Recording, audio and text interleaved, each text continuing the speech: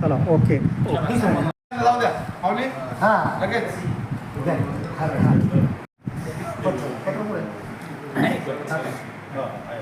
Okay okay Raju Shetty साहेबांसाठी की साहेब तुम्ही आमच्याकडे आहे, साहेब तुम्ही आमच्याकडे आहे, साहेब तुम्ही आमच्याकडे या.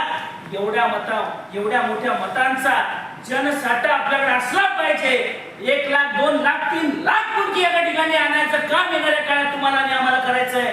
मी एवढंच तुम्हाला या निमित्तानं बोलतो. एकमेकांच्या पुढे दोन्ही बाजू आपण काही कोणाकडून ब्लॅकमेल करत नाही किंवा धंदा आणखी लोक नाही, परंतु लोकवर्गणीतून त्या ठिकाणी तालुका सुदाम आमच्या तालुक्याला आणि वर्गणी करून गाड्या विकतात. ही सवय संघटनेला त्या ठिकाणी लावलंय. सर अनेक वेळा माझ्या मतदारसंघामध्ये आले. मी विधानसभेचा स्वाभिमानी शेतकरी संघटनेची आज जिल्हा आढावा बैठक झाली. काय निर्णय झाला आणि कशा संदर्भात बैठक झाली?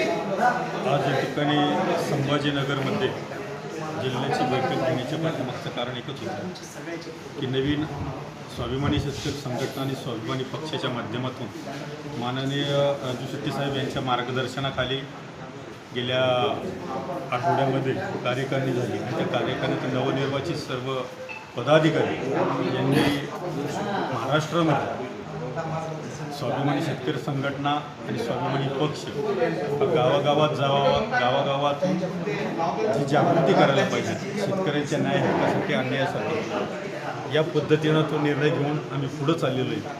आणि जास्तीत जास्त येणाऱ्या कालावधीमध्ये संघटना कशी मजबूत होईल, गावागावामध्ये संघटनेची पदाधिकारी कसे तयार होतील याच्याकडं आमचं सर्व कार्यकारिणीचं लक्ष असणार आहे. आणि 2029मध्ये येणाऱ्या इलेक्शनमध्ये स्वाभिमानी पक्षाच्या वतीनं माननीय राजू शेट्टी साहेब यांच्या मार्गदर्शनाखाली आम्ही या राजकारणामध्ये सक्रिय सहभाग घेणार आहोत.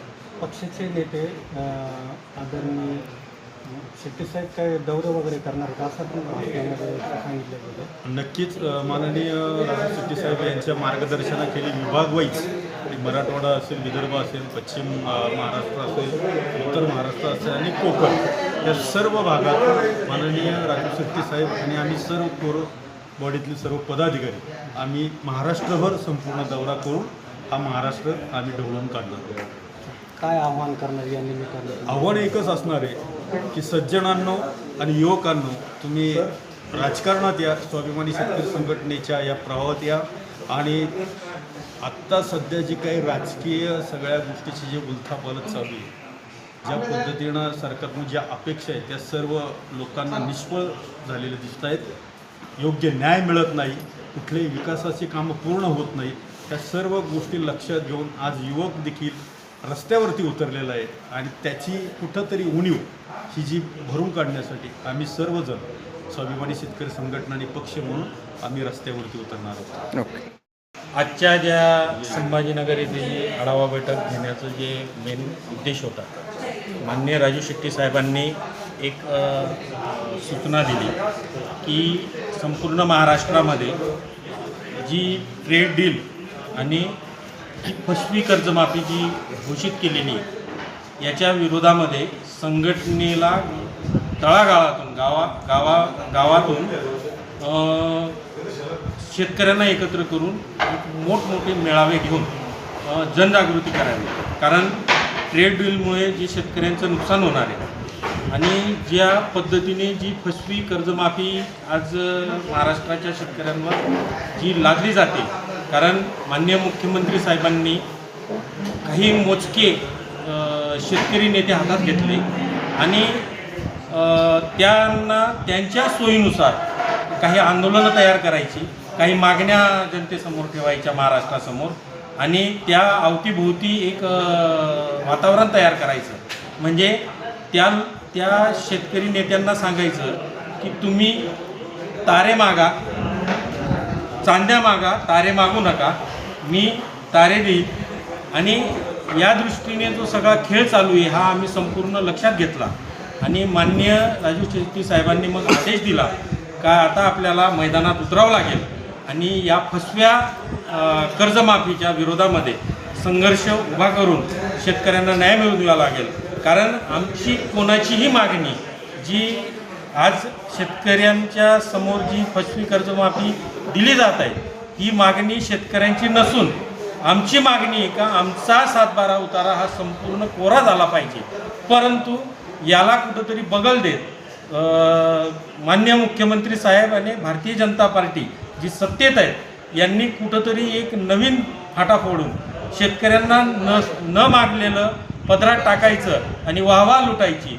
पण आमची मुख्य मागणी आता यापुढे अशी राहील की आमचा 7/12 उतारा हा कोरा झाला पाहिजे. सर, आज जे तरुण रस्त्यावर उतरत आहे काय बघतं याच्याकडे आणि शेतकऱ्यांच्या मुलाने पण असं रस्त्यावर उतरलं पाहिजे? खरं तर या देशामध्ये जेवढ्या मोठ्या क्रांत्या झालेल्या आहेत त्या सर्व क्रांत्यांच्या पाठीमागं कुठंतरी आज अभ्यास केला तर तरुणच दिसतोय. जयप्रकाश नारायण यांनी विद्यार्थी आंदोलनातून एक जनता पक्ष नावाचा पक्ष उभा केला. दो राह समय के रथ का घर घर नाद सुनो, सिंहासन खाली करो की जनता आती असं म्हणत इंदिरा गांधी ज्या की इंडिया इज इंदिरा अशी वल्गना करत होत्या त्यांना देखील सत्तेवरून खाली घेण्यासाठी एक विद्यार्थी आंदोलन कारणीभूत ठरलं होतं. ही सगळी आंदोलनं होत असताना आज भारतामध्ये आपण पाहतोय की तरुणांनी या सगळ्या व्यवस्थेला प्रश्न विचारायला पुढे तरुण यायला लागलाय. उत्तरदायित्व सरकारचं तुम्ही सांगा असं म्हणतायत आणि रघुवीर साहे असं म्हणतात कुछ टूटे ना टूटे मेरे अंदर का डर जरूर टूट जाएगा. हीच आमच्या शेतकऱ्यांची तरणीबाण पोरं आज रस्त्यावर येत आहेत आणि या प्रस्थापितांना प्रश्न विचारतायत.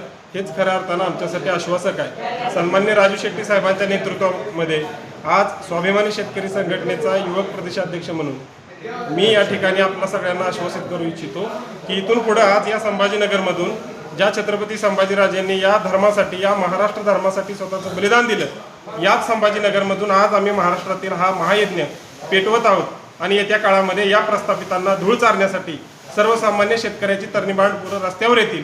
आज साखरेची वाढलेली किंमत शेतकऱ्याला त्याचा फायदा नाही.